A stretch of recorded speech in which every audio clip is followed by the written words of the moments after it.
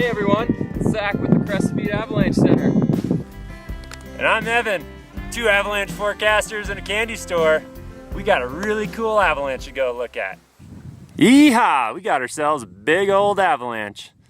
We're here in Wolverine Basin, north side of Mount Emmons, generally above tree line, just outside of Crested Butte.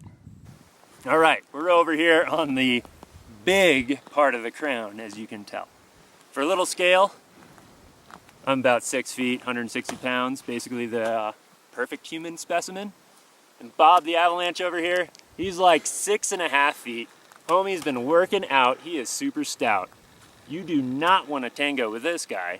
You might want to tango with me. But let's go learn how you can avoid messing around with something to this scale.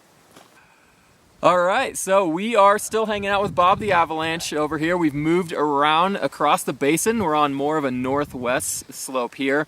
And as you can see, a drastically different snowpack. We're only about 150 centimeters or 4.5 feet deep. We've got our older, weaker snow near the ground where this avalanche failed, and then mostly our February slab riding on top. These thinner, weaker zones, generally 150 centimeters or less, have finally been overloaded with this slab. And so now we've got a pretty scary structure in these areas. So this is kind of like Bob's kidney.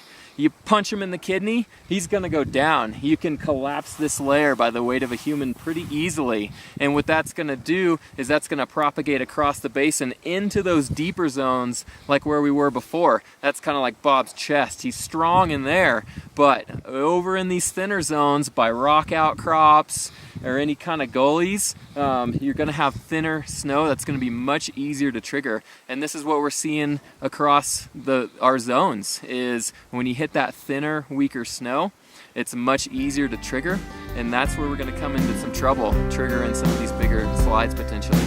Bob goes to church every Sunday that the fish ain't biting.